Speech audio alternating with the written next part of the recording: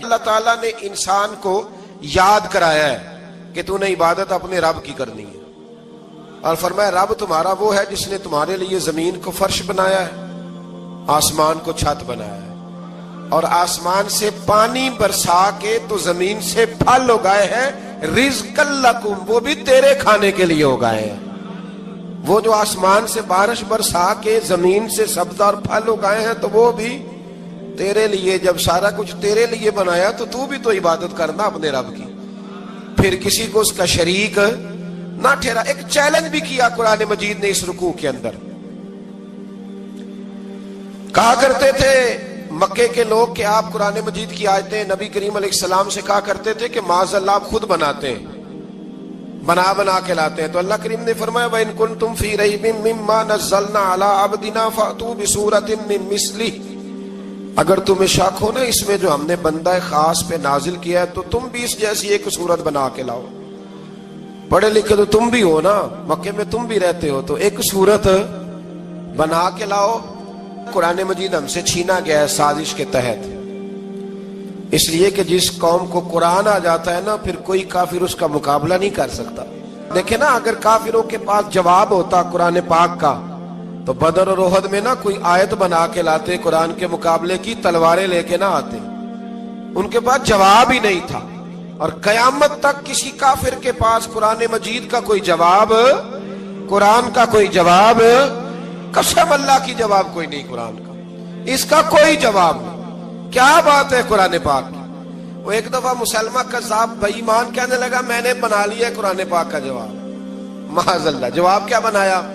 وہ سورت ہے نا القاریۃ ملقاریہ، وما ادراک ملقاریہ، کھڑکھڑانے والی کیا ہے، کھڑکھڑانے والی تمہیں کیا پتا کیا ہے کھڑکھڑی، قیامت کا ذکر ہے۔ کہنے لگا میں نے اس جیسی صورت بنا لیا، تو کیا بنایا؟ الفیل ملفیل، وما ادراک ملفیل۔ کہنے لگا ہاتھی، تمہیں کیا پتا کیا ہاتھی، تم کیا جانو کیا ہاتھی۔ تو پاس جو اس کے اپنے بیٹھے تھے نا چیلے، وہ کہنے لگے چپ کر جا، سارے زمانے کو پتا ہے ہاتھی کیا ہوتا ہے۔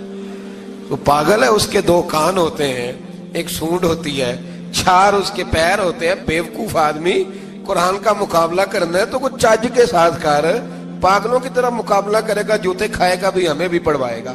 تو قرآن مجید کا کوئی مقابلہ کر سکا؟ تو اس آیت مبارکہ میں اللہ نے کافروں کو یہ کہا اگر مقابلہ نہیں کر سکتے تو پھر اللہ سے ڈرو، ورنہ دوزخ میں ڈالے جاؤ گے، وہ جس کا ایندھن آدمی اور پتھر ہے، اور بنائی بھی کافروں کے لیے گئی ہے۔ اعدت للکافرین، جہنم کس کے لیے بنائی گئی ہے؟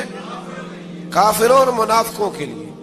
مسلمانوں کے لیے بنائی گئی، مسلمان مرضی سے چھلانگے لگائیں تو ان کی موج ہے، ورنہ ان کے لیے جہنم، ان کے لیے اللہ نے جنت بنائی ہے۔ اور یہ بات کرتے ہی رب کریم نے فرمایا اے محبوب علیہ السلام مومنوں کو خوشخبری دے دیں کہ اللہ نے ان کے لیے جنت بنائی ہے، اس میں باغات ہیں، انہیں رزق دیا جائے گا کھانے کے لیے، اور اس میں انہیں پاکیزہ بیویاں دی جائیں گی، اور پھر وہ اس میں ہمیشہ رہیں گے، انہیں اس سے نکالا نہیں جائے گا۔ آگے جو آیات کریمہ ہے نا اس کے اندر اللہ تبارک و تعالیٰ نے فرمایا ہے کہ اللہ حیا نہیں کرتا سمجھانے کے لیے، مچھر کی مثال بھی دینی پڑے۔ فرمایا قرآن سے کچھ لوگ ہدایت حاصل کرتے ہیں اور کچھ گمراہ ہو جاتے ہیں۔ جب لوگ اپنی مرضی کی تشریحات چاہتے ہیں تو گمراہ ہوتے ہیں، اور جب قرآن کو رسول اللہ صلی اللہ علیہ وسلم اور امت مسلمہ کی تشریحات کی روشنی میں سمجھتے ہیں تو پھر اللہ ہدایت عطا فرماتا ہے۔ پھر اللہ تبارک و تعالیٰ نے آگے ارشاد فرمایا حضرت آدم کی پیدائش کا واقعہ۔ کچھ مفسرین نے لکھا ہے اللہ نے مشورہ کیا تھا فرشتوں سے، وَإِذْ قَالَ رَبُّكَ لِلْمَلَائِكَةِ إِنِّي جَاعِلٌ فِي الْأَرْضِ خَلِيفَةً، لیکن کچھ مفسرین کہتے ہیں کہ اللہ کو ضرورت نہیں فرشتوں سے مشورہ کرنے کی، اللہ نے فرشتوں سے مشورہ نہیں کیا، بلکہ رب نے انہیں آگاہ فرمایا تھا کہ میں لگا ہوں زمین پہ اپنا نائب بنانے، میں خلافت دینے لگا ہوں زمین پہ۔ اب یہ تو دینے والی کی مرضی ہے نا اس نے کس کو دینی ہے، یہ تو دینے والے کی مرضی ہے نا اس نے۔ تو کچھ لوگ کہتے ہیں کہ دینے والے سے زیادہ ہمیں پتہ ہے، تو فرشتوں کو بھی یہ اجتہادی خطا ہو گئی، کہنے لگے یا اللہ اسے نہ بنانا، یہ فساد کرے گا، یہ خون ریزیاں کرے گا۔ تو اللہ نے فرمایا جو میں جانتا ہوں وہ تم، اللہ اکبر، امام راضی فرماتے ہیں جب رمضان آتا ہے تو اللہ فرشتوں سے کہتا ہے ذرا یہ کھول کے دروازے دیکھو نا یہ زمین پہ کیا کر رہے ہیں. تم تو کہتے تھے فساد کریں گے اور یہ سارے تراویحاں پڑھ رہے ہیں. تم تو گویا کہتے تھے فساد کریں گے اور یہ تو دیکھو گویا رمضان کے روزے رکھ رہے ہیں. یہ تو میری یاد میں نکلے ہوئے ہیں. تم کچھ کہتے تھے اور دیکھو میں نے تمہیں کہا تھا نا جو میں جانتا ہوں وہ تم. اللہ نے پھر حضرت آدم علیہ السلام کو تمام زمانے کے علوم عطا کیے, علم سکھا لیا. تو فرشتوں سے کہا تم بھی ان چیزوں کے نام بتاؤ, تو وہ بتا سکے نہیں. اللہ نے فرمایا اب اس طرح کرو آدم کو سجدہ کرو. سب نے سجدہ کیا سوائے وہ. کہنے لگا یا اللہ صرف تجھے ہی کرنا ہے. کرنا بھی صرف اللہ کو چاہیے پر رب کے آگے بھی جھکنا چاہیے, اور جس کے سامنے رب جھکائے نا وہاں بھی. اور یہ جو عاجزی ہے نا, یہ جو جھکنا ہے یہ علم کے آگے ہے. ہماری مصیبت یہ ہے کہ ہم علم کے آگے بھی گردن جھکانے کو تیار نہیں ہوتے, وہاں بھی ہم خود عالم فاضل بن جاتے ہیں. تو فرمایا کہ سب سے کہا سجدہ کرو. سب نے سجدہ کیا سوائے ابلیس کے. تو پھر ہوا کیا وکان من الکافرین, وہ کافروں میں سے ہو گیا. پھر اللہ نے حضرت آدم کو اور جناب حوا کو نا مقام دے دیا جنت میں رہنے کے لیے, اور کہا سارا کچھ کھانا, درخت کے قریب نہ جانا.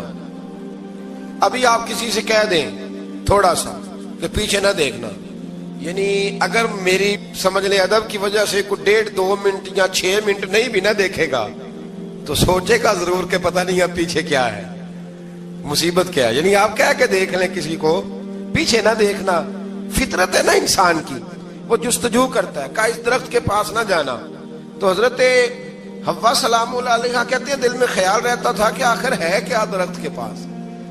یہی انسان کا عقیدہ توحید ہے کہ جہاں سے رب منع کر دے وہاں وہ منع ہو جائے. اور یہ ان کی خطا نہیں تھی, یہ اللہ کی حکمت تھی, چونکہ رب نے تو پہلے کہہ دیا تھا بنایا ہی زمین کے لیے, تو یہ تو سارا کچھ ہونا تھا تو زمین پہ آنا تھا نا. تو حضرت حوا اور جناب آدم کے پاس شیطان آیا. اب اس کو نکال تو دیا تھا پر ابھی اس کا جنت میں آنا جانا بند نہیں ہوا تھا, یہ بھی اللہ کی حکمت تھی. تو وہ کہنے لگا تمہیں پتہ ہے بعد میں مر جاؤ گے. تو حضرت حوا کہنے لگی کیا موت بھی آئے گی؟ کہاں, اس کی تکلیف بھی بڑی ہوگی, تو پھر بچیں گے کیسے؟ تو کہنے لگے پھل کھا لو اس درخت کا. تو بچنے کے لیے پھل کھایا تھا. اس طرح لوگ آج بہت سارے کام بچنے کے لیے کرتے ہیں پر بچ سکتے, بچنے کے لیے پھل کھایا. تو اللہ نے فرمایا زمین پہ چلے جاؤ. تو حضرت آدم زمین پہ آئے. پھر کئی 100 سال روتے رہے. فَتَلَقَّى آدَمُ مِن رَبِّهِ کَلِمَاتٍ. تو پھر اللہ نے خود ہی جناب آدم کو کچھ کلمے سکھائے. علامہ اسماعیل حقی فرماتے ہیں وہ کلمے یہ تھے کہ حضرت آدم نے میرے نبی کا وسیلہ پیش کیا, اللہ کریم نے جناب آدم کی دعا کو مقبول فرما لیا. پھر آگے بنی اسرائیل کا ذکر آ جاتا ہے. اللہ تعالیٰ نے بنی اسرائیل, آج آپ اسی قوم کو یہودی کہتے ہیں, ان کو اللہ نے اس زمانے میں فضیلت عطا کی تھی بہت زیادہ.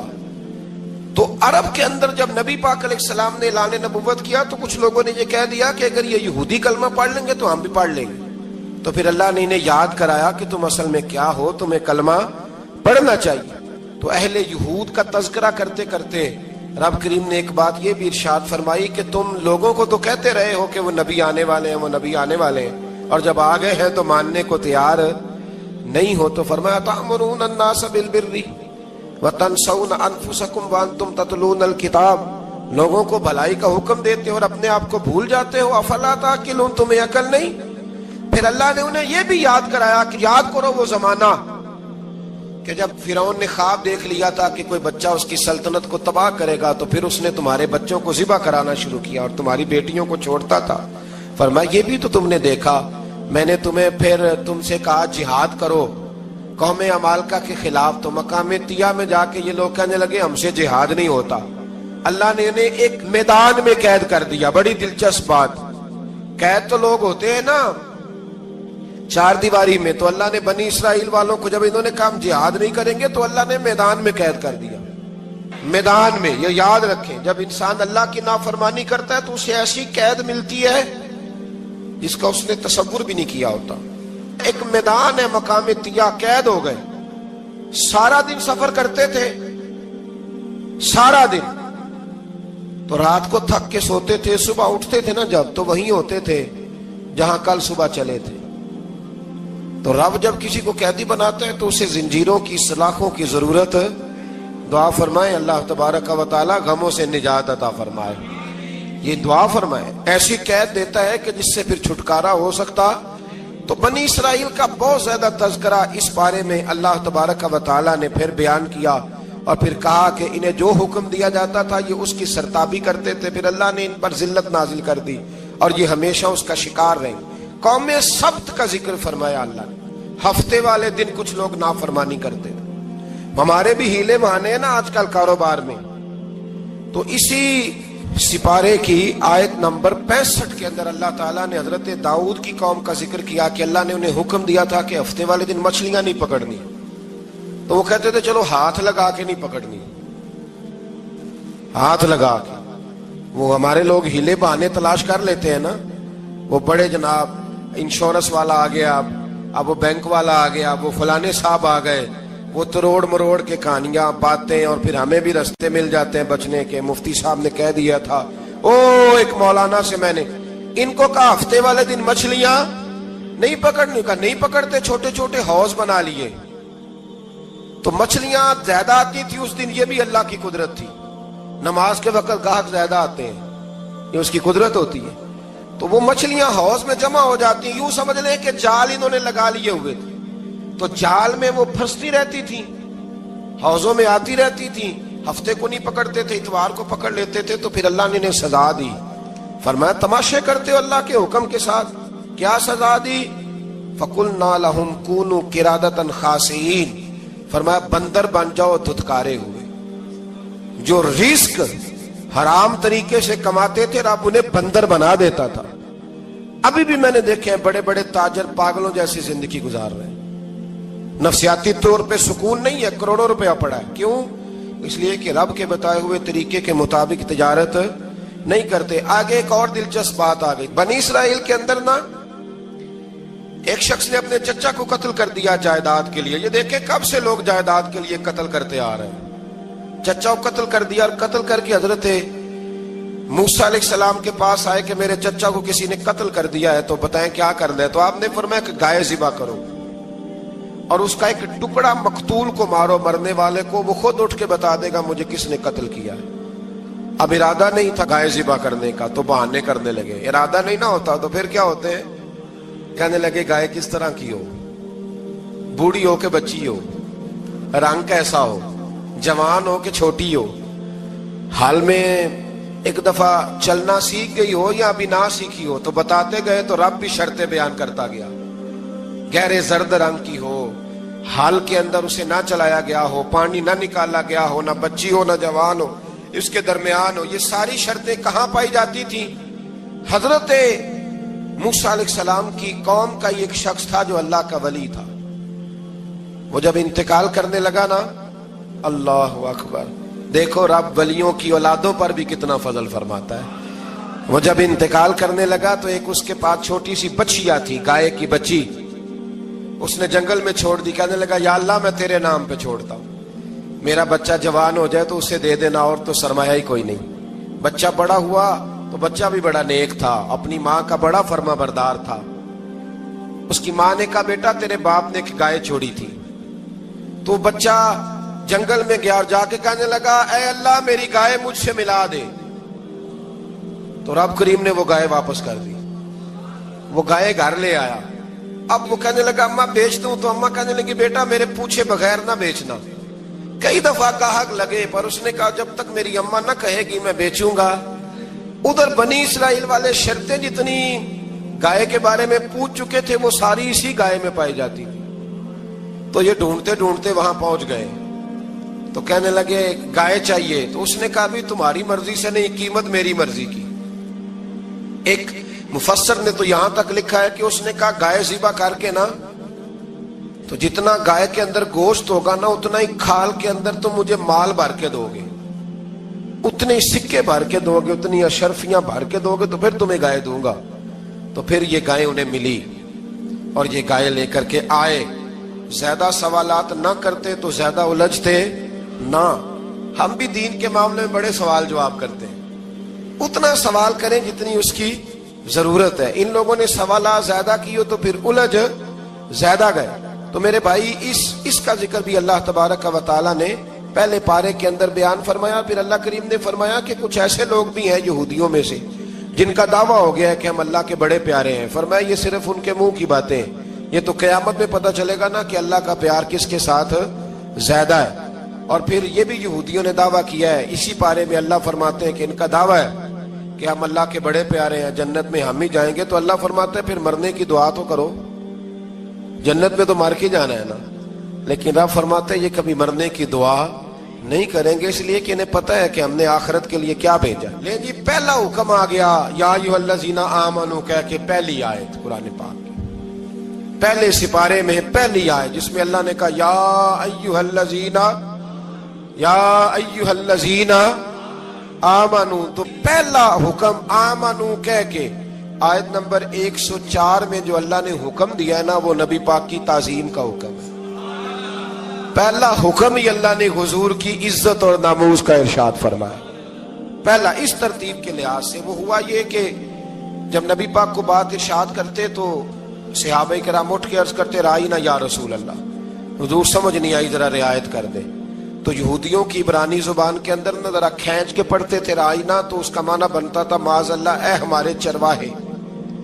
بکریاں چرانے والے کو بھی وہ رائینا کہتے تھے. تو جب صحابہ یہ کہنے لگے تو اللہ نے منع ہی کر دیا. فرمایا میرے محبوب کے غلاموں, اس لفظ کے پیچھے چھپ کے, اس لفظ کے پیچھے چھپ کے لوگ میرے نبی کی بے ادبی کر جاتے ہیں. تو جس لفظ کا کوئی ایک معنی بے ادبی والا بنتا ہو وہ لفظ بھی میرے نبی کے لیے نہ کہو. لفظ وہ والے کہو جس میں کوئی بے ادبی کا معنی نکلے نہ.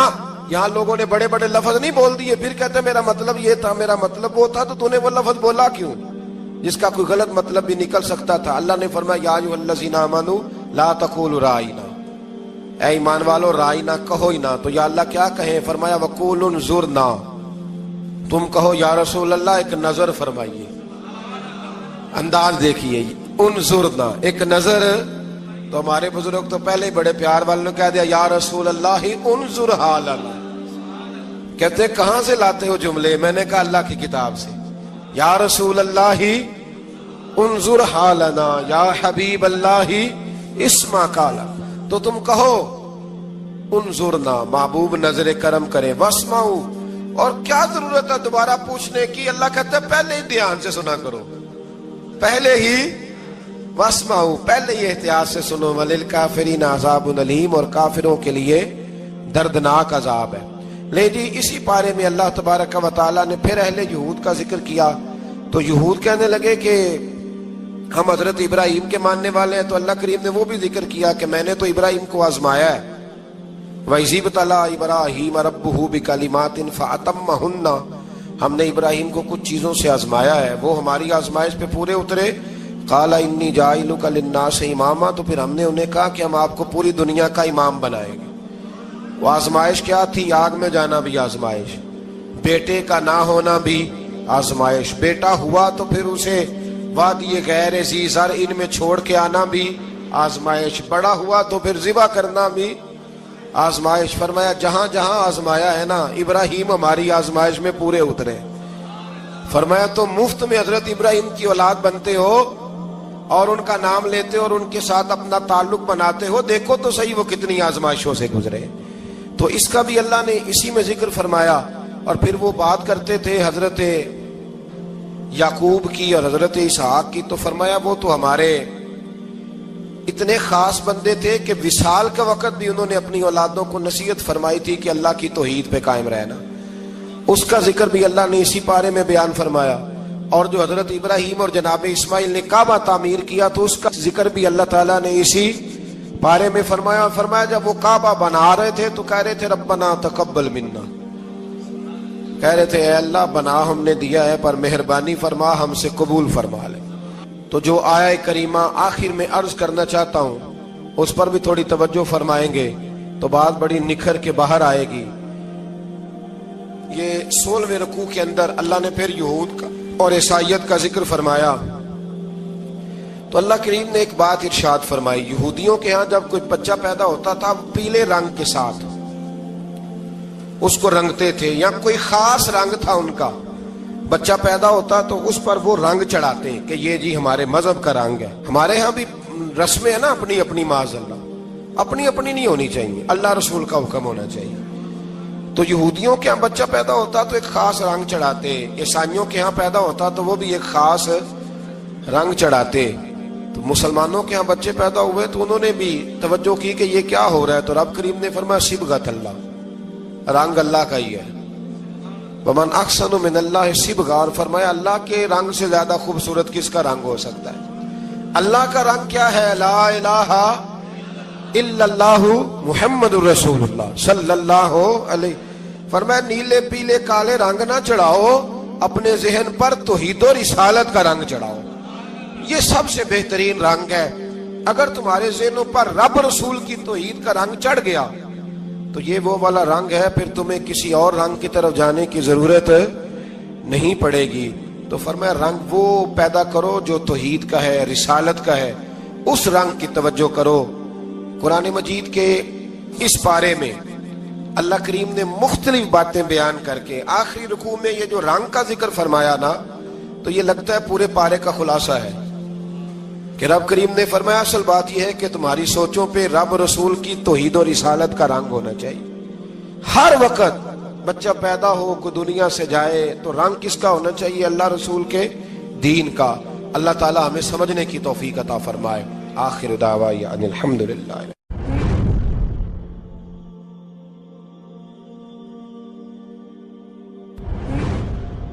اللہ تعالیٰ نے انسان کو یاد کرایا ہے کہ تو نے عبادت اپنے رب کی کرنی ہے، اور فرمایا رب تمہارا وہ ہے جس نے تمہارے لیے زمین کو فرش بنایا ہے، آسمان کو چھت بنایا ہے، اور آسمان سے پانی برسا کے تو زمین سے پھل اگائے ہیں رزقا لکم، وہ بھی تیرے کھانے کے لیے اگائے ہیں. وہ جو آسمان سے بارش برسا کے زمین سے سبز اور پھل اگائے ہیں تو وہ بھی تیرے لیے. جب سارا کچھ تیرے لیے بنایا تو بھی تو عبادت کرنا اپنے رب کی، پھر کسی کو اس کا شریک نہ ٹھہرا. ایک چیلنج بھی کیا قرآن مجید نے اس رکوع کے اندر. کہا کرتے تھے مکے کے لوگ کہ آپ قرآن مجید کی آیتیں نبی کریم علیہ السلام سے کہا کرتے تھے کہ معاذ اللہ آپ خود بناتے ہیں، بنا کے لاتے ہیں. تو اللہ کریم نے فرمایا وَإِن كُنتُمْ فِي رَيْبٍ مِّمَّا نَزَّلْنَا عَلَىٰ عَبْدِنَا فَأْتُوا بِسُورَةٍ مِّن مِّثْلِهِ، اگر تمہیں شک ہو نا اس میں جو ہم نے بندہ خاص پہ نازل کیا ہے تو تم بھی اس جیسی ایک صورت بنا کے لاؤ. پڑھے لکھے تو تم بھی ہو نا، مکے میں تم بھی رہتے ہو، تو ایک صورت بنا کے لاؤ. قرآن مجید ہم سے چھینا گیا ہے سازش کے تحت، اس لیے کہ جس قوم کو قرآن آ جاتا ہے نا پھر کوئی کافر اس کا مقابلہ نہیں کر سکتا. دیکھیں نا اگر کافروں کے پاس جواب ہوتا قرآن پاک کا تو بدر اور احد میں نا کوئی آیت بنا کے لاتے قرآن کے مقابلے کی، تلواریں لے کے نہ آتے. ان کے پاس جواب ہی نہیں تھا. اور قیامت تک کسی کافر کے پاس قرآن مجید کا کوئی جواب، قرآن کا کوئی جواب، قسم اللہ کی جواب کوئی نہیں قرآن کا، اس کا کوئی جواب نہیں. کیا بات ہے قرآن پاک کی. وہ ایک دفعہ مسلمہ کذاب بے ایمان کہنے لگا میں نے بنا لیا ہے قرآن پاک کا جواب. معاذ اللہ. جواب کیا بنایا؟ وہ صورت ہے نا القاریہ ملقاریہ وما ادراک ملقاریہ، کھڑکھڑانے والی. کیا ہے کھڑکھڑانے والی؟ تمہیں کیا پتا کیا ہے کھڑکھڑی؟ قیامت کا ذکر ہے. کہنے لگا میں نے اس جیسی صورت بنا لیا. تو کیا بنایا؟ الفیل ملفیل وما ادراک ملفیل. کہنے لگا ہاتھی. تمہیں کیا پتا کیا ہاتھی؟ تم کیا جانو کیا ہاتھی؟ تو پاس جو اس کے اپنے بیٹھے تھے نا چیلے، کہنے لگے چپ کر جا، سارے زمانے کو پتا ہے ہاتھی کیا ہوتا ہے. تو پاگل ہے، اس کے دو کان ہوتے ہیں، ایک سونڈ ہوتی ہے، چار اس کے پیر ہوتے ہیں. بیوقوف آدمی قرآن کا مقابلہ کرنا ہے تو کچھ چاج کے ساتھ کر، پاگلوں کی طرح مقابلہ کرے گا، جوتے کھائے گا بھی ہمیں بھی پڑھوائے گا. تو قرآن مجید کا کوئی مقابلہ کر سکا؟ تو اس آیہ مبارکہ میں اللہ نے کافروں کو یہ کہا اگر مقابلہ نہیں کر سکتے تو پھر اللہ سے ڈرو ورنہ دوزخ میں ڈالے جاؤ گے. وہ جس کا ایندھن آدمی اور پتھر ہے، اور بنائی بھی کافروں کے لیے گئی ہے. اعدت للکافرین، جہنم کس کے لیے بنائی گئی ہے؟ کافروں اور منافقوں کے لیے. مسلمانوں کے لیے بنائی گئی. مسلمان مرضی سے چھلانگے لگائیں تو ان کی موج ہے، ورنہ ان کے لیے جہنم، ان کے لیے اللہ نے جنت بنائی ہے. اور یہ بات کرتے ہی رب کریم نے فرمایا اے محبوب علیہ الصلوۃ والسلام مومنوں کو خوشخبری دے دیں کہ اللہ نے ان کے لیے جنت بنائی ہے، اس میں باغات ہیں، انہیں رزق دیا جائے گا کھانے کے لیے، اور اس میں انہیں پاکیزہ بیویاں دی جائیں گی، اور پھر وہ اس میں ہمیشہ رہیں گے، انہیں اس سے نکالا نہیں جائے گا۔ آگے جو آیات کریمہ ہے نا، اس کے اندر اللہ تبارک و تعالیٰ نے فرمایا ہے کہ اللہ حیا نہیں کرتا سمجھانے کے لیے مچھر کی مثال بھی دینی پڑے۔ فرمایا قرآن سے کچھ لوگ ہدایت حاصل کرتے ہیں اور کچھ گمراہ ہو جاتے ہیں۔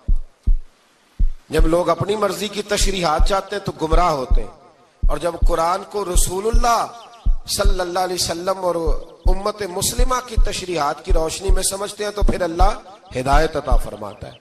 پھر اللہ تبارک و تعالیٰ نے آگے ارشاد فرمایا حضرت آدم کی پیدائش کا واقعہ۔ کچھ مفسرین نے لکھا اللہ نے مشورہ کیا تھا فرشتوں سے، وَإِذْ قَالَ رَبُّكَ لِلْمَلَائِكَةِ إِنِّي جَاعِلٌ فِي الْأَرْضِ خَلِيفَةً، لیکن کچھ مفسرین کہتے ہیں کہ اللہ کو ضرورت نہیں فرشتوں سے مشورہ کرنے کی، اللہ نے فرشتوں سے مشورہ نہیں کیا، بلکہ رب نے انہیں آگاہ فرمایا تھا کہ میں لگا ہوں زمین پہ اپنا نائب بنانے، میں خلافت دینے لگا ہوں زمین پہ۔ اب یہ تو دینے والی کی مرضی ہے نا اس نے کس کو دینی ہے، یہ تو دینے والے کی مرضی ہے نا اس نے۔ تو کچھ لوگ کہتے ہیں کہ دینے والے سے زیادہ ہمیں پتہ ہے، تو فرشتوں کو بھی یہ اجتہادی خطا ہو گئی، کہنے لگے یا اللہ اسے نہ بنانا، یہ فساد کرے گا، یہ خون ریزیاں کرے گا۔ تو اللہ نے فرمایا جو میں جانتا ہوں وہ تم، اللہ اکبر۔ امام راضی فرماتے جب رمضان آتا ہے تو اللہ فرشتوں سے کہتا ہے ذرا یہ کھول کے دروازے دیکھو نا یہ زمین پہ کیا کر رہے ہیں، تم تو کہتے تھے فساد کریں گے اور یہ سارے تراویحیں پڑھ رہے ہیں، تم تو گویا کہتے تھے فساد کریں گے اور یہ تو دیکھو گویا رمضان کے روزے رکھ رہے ہیں، یہ تو میری یاد میں نکلے ہوئے ہیں، تم کچھ کہتے تھے اور دیکھو میں نے تمہیں کہا تھا نا جو میں جانتا ہوں وہ تم۔ اللہ نے پھر حضرت آدم علیہ السلام کو تمام زمانے کے علوم عطا کیے، علم سکھا لیا، تو فرشتوں سے کہا تم بھی ان چیزوں کے نام بتاؤ، تو وہ بتا سکے نہیں۔ اللہ نے فرمایا اب اس طرح کرو آدم کو سجدہ کرو، سب نے سجدہ کیا سوائے، وہ کہنے لگا یا اللہ صرف تجھے ہی کرنا ہے، کرنا بھی صرف اللہ کو چاہیے، پر رب کے آگے بھی جھکنا چاہیے، اور جس کے سامنے رب جھکائے نا وہاں بھی۔ اور یہ جو عاجزی ہے نا، یہ جو جھکنا ہے، یہ علم کے آگے ہے۔ ہماری مصیبت یہ ہے کہ ہم علم کے آگے بھی گردن جھکانے کو تیار نہیں ہوتے، وہاں بھی ہم خود عالم فاضل بن جاتے ہیں۔ تو فرمایا کہ سب سے کہا سجدہ کرو، سب نے سجدہ کیا سوائے ابلیس کے، تو پھر ہوا کیا وَكَانَ مِنَ الْكَافِرِينَ، وہ کافروں میں سے ہو گیا۔ پھر اللہ نے حضرت آدم کو اور جناب حوا کو نا مقام دے دیا جنت میں رہنے کے لیے، اور کہا سارا کچھ کھانا، درخت کے قریب نہ جانا۔ ابھی آپ کسی سے کہہ دیں تھوڑا سا کہ پیچھے نہ دیکھنا، یعنی اگر میری سمجھ لیں ادب کی وجہ سے کوئی 1.5-2 منٹ یا 6 منٹ نہیں بھی نہ دیکھے گا تو سوچے گا ضرور کہ پتہ نہیں اب پیچھے کیا ہے، مصیبت کیا ہے۔ یعنی آپ کہہ کے دیکھ لیں کسی کو، پیچھے نہ دیکھنا، فطرت ہے نا انسان کی، وہ جستجو کرتا ہے، کہا اس درخت کے پاس نہ جانا۔ تو حضرت حوا سلام اللہ علیہ کہتے ہیں دل میں خیال رہتا تھا کہ آخر ہے کیا درخت کے پاس۔ یہی انسان کا عقیدہ توحید ہے کہ جہاں سے رب منع کر دے وہاں وہ منع ہو جائے، اور یہ ان کی خطا نہیں تھی، یہ اللہ کی حکمت تھی، چونکہ رب نے تو پہلے کہہ دیا تھا بنایا ہی زمین کے لیے، تو یہ تو سارا کچھ ہونا تھا تو زمین پہ آنا تھا نا۔ تو حضرت حوا اور جناب آدم کے پاس شیطان آیا، اب اس کو نکال تو دیا تھا پر ابھی اس کا جنت میں آنا جانا بند نہیں ہوا تھا، یہ بھی اللہ کی حکمت تھی۔ تو وہ کہنے لگا تمہیں پتہ ہے بعد میں مر جاؤ گے؟ تو حضرت حوا کہنے لگی کیا موت بھی آئے گی؟ کہاں، اس کی تکلیف بھی بڑی ہوگی، تو پھر بچیں گے کیسے؟ تو کہنے لگے پھل کھا لو اس درخت کا،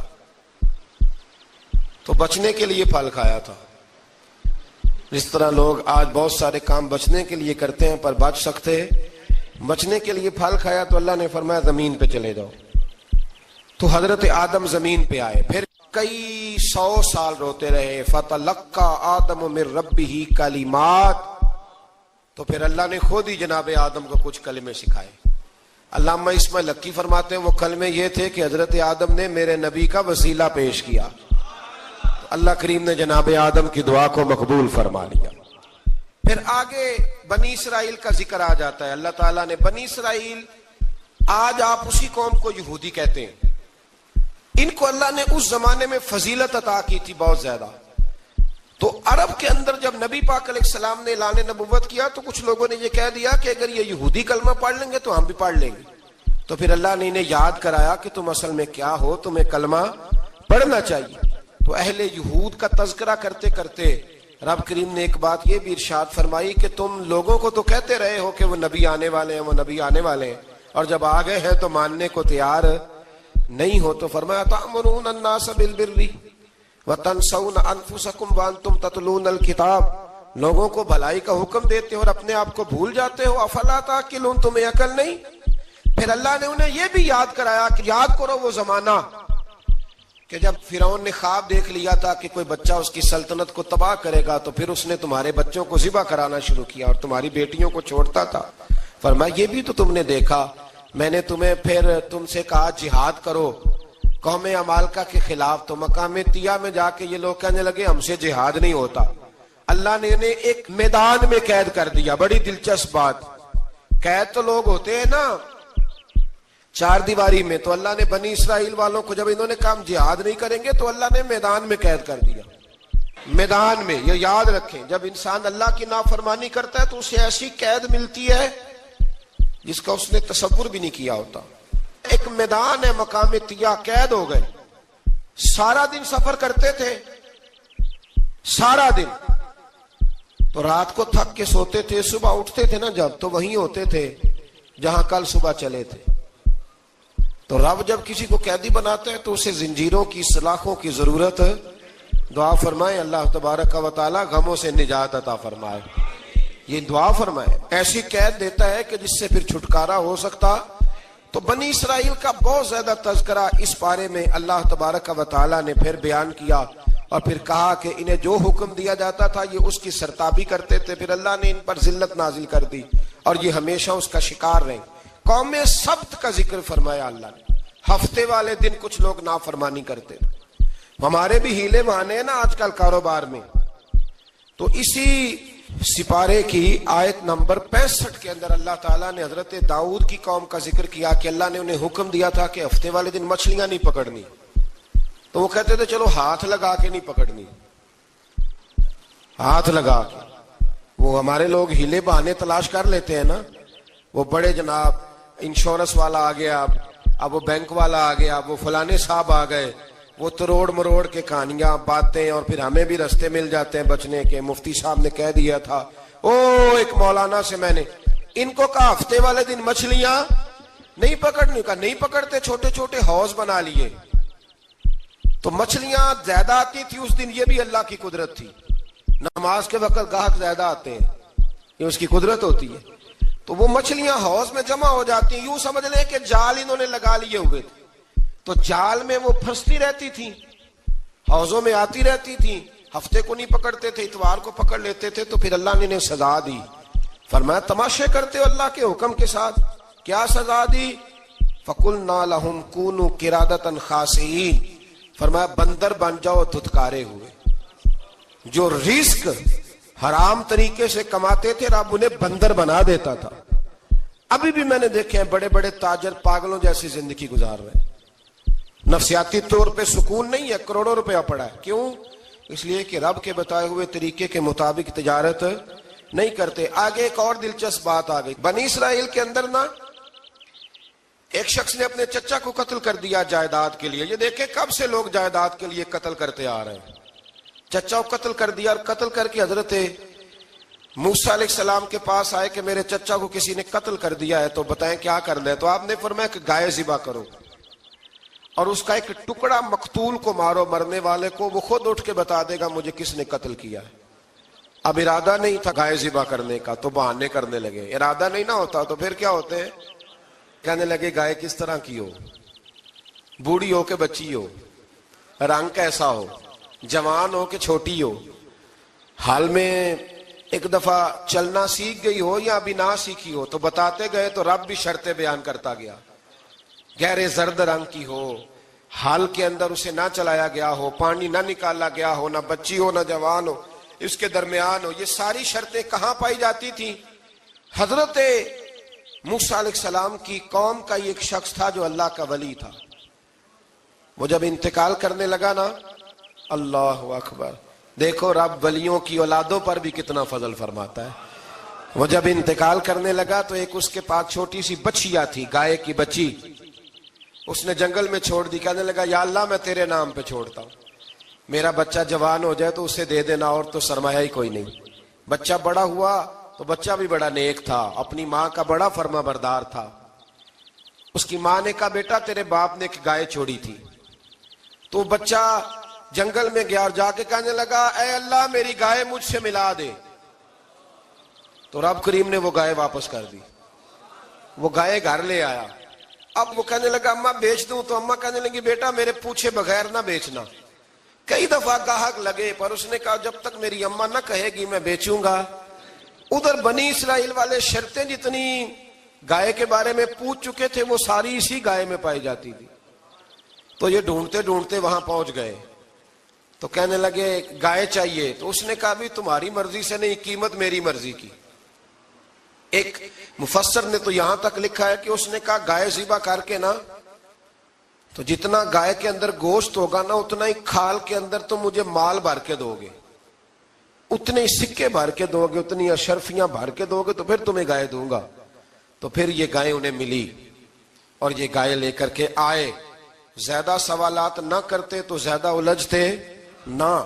ہم بھی دین کے معاملے میں بڑے سوال جواب کرتے ہیں، اتنا سوال کریں جتنی اس کی ضرورت ہے. ان لوگوں نے سوالات زیادہ کیے تو پھر الجھ زیادہ گئے. تو میرے بھائی اس کا ذکر بھی اللہ تبارک و تعالیٰ نے پہلے پارے کے اندر بیان فرمایا. پھر اللہ کریم نے فرمایا کہ کچھ ایسے لوگ بھی ہیں یہودیوں میں سے جن کا دعویٰ ہو گیا ہے کہ ہم اللہ کے بڑے پیارے ہیں. فرمایا یہ صرف ان کے منہ کی باتیں ہیں، یہ تو قیامت میں پتہ چلے گا نا کہ اللہ کا پیار کس کے ساتھ زیادہ ہے. اور پھر یہ بھی یہودیوں نے دعویٰ کیا ہے. اسی پارے میں اللہ فرماتے ہیں کہ ان کا دعویٰ ہے کہ ہم اللہ کے بڑے پیارے ہیں، جنت میں ہم ہی جائیں گے. تو اللہ فرماتا ہے پھر مرنے کی دعا تو کرو، جنت میں تو مر کے جانا ہے نا. لیکن رب فرماتے ہیں یہ کبھی مرنے کی دعا نہیں کریں گے، اس لیے کہ انہیں پتہ ہے کہ ہم نے آخرت کے لیے کیا بھیجا. لیکن جی پہلا حکم آ گیا یا ایھا الذین آمنوا کہہ کے، پہلی آیت قرآن پاک کی پہلے سپارے میں پہلی آیت جس میں اللہ نے کہا یا ایھا الذین آمنو. تو پہلا حکم آمنو کہہ کے آیت نمبر 104 میں جو اللہ نے حکم دیا ہے نا وہ نبی پاک کی تعظیم کا حکم ہے. پہلا حکم ہی اللہ نے حضور کی عزت اور ناموس کا ارشاد فرمایا. پہلا اس ترتیب کے لحاظ سے وہ ہوا یہ کہ جب نبی پاک کو بات ارشاد کرتے تو صحابہ کرام اٹھ کے عرض کرتے رائینا یا رسول اللہ، حضور سمجھ نہیں آئی ذرا رعایت کر دیں.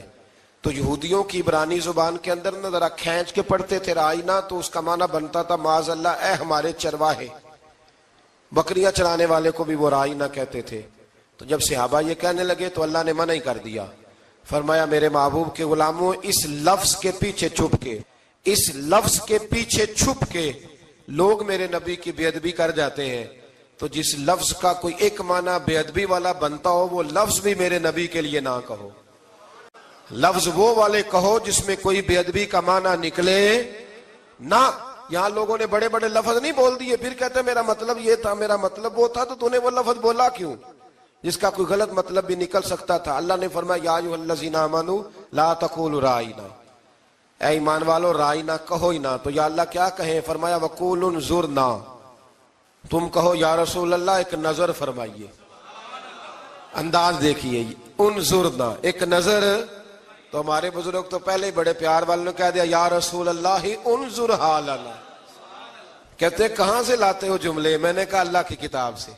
یا رسول اللہ انظر حالنا یا حبیب اللہ اسمع قالا.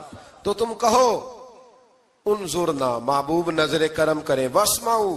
اور کیا ضرورت ہے دوبارہ پوچھنے کی؟ اللہ کہتا ہے پہلے ہی دھیان سے سنا کرو، پہلے ہی واسمعوا، پہلے ہی احتیاط سے سنو. وللکافرین عذاب علیم، اور کافروں کے لیے دردناک عذاب ہے. لیکن جی اسی پارے میں اللہ تبارک و تعالیٰ نے پھر اہل یہود کا ذکر کیا. تو یہود کہنے لگے کہ ہم حضرت ابراہیم کے ماننے والے ہیں. تو اللہ کریم نے وہ بھی ذکر کیا کہ میں نے تو ابراہیم کو آزمایا ہے. وَإِذِ ابْتَلَىٰ إِبْرَاهِيمَ رَبُّهُ بِكَلِمَاتٍ فَأَتَمَّهُنَّ، ہم نے ابراہیم کو کچھ چیزوں سے آزمایا ہے، وہ ہماری آزمائش پہ پورے اترے قال انی جاعلک للناس اماما، تو پھر ہم نے انہیں کہا کہ ہم آپ کو پوری دنیا کا امام بنائیں گے۔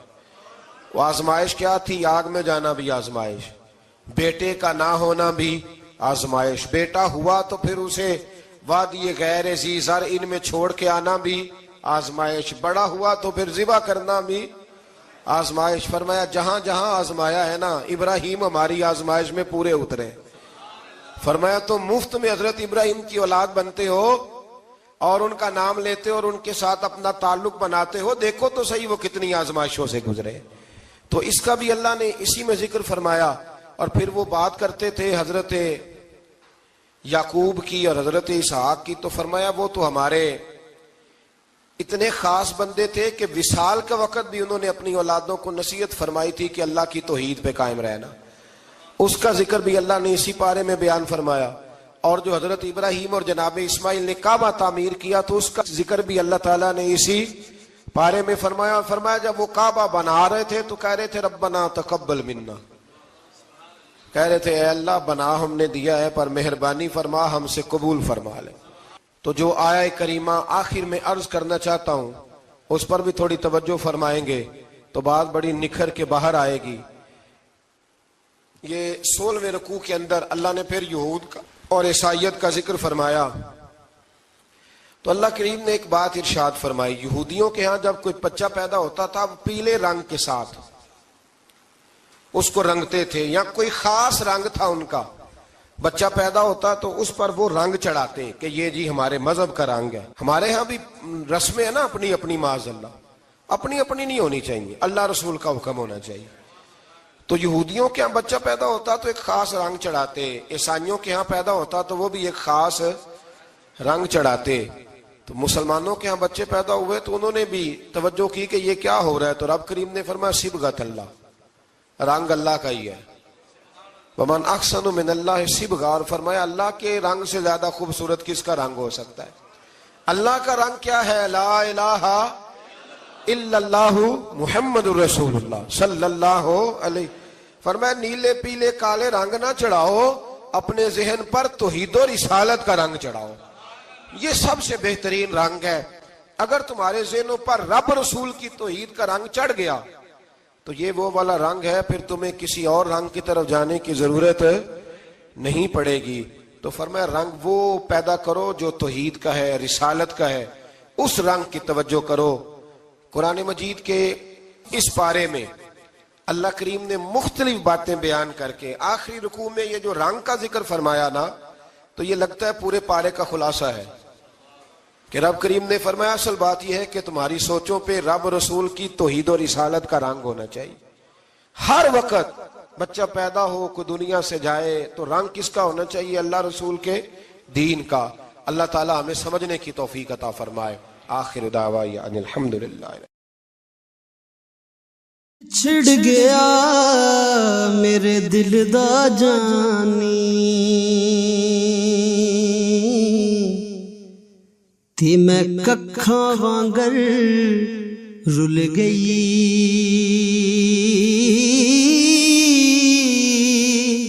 پھلاں نالوں میری نازک جندڑی جڑی وچ کنڈیاں دے تل گئی۔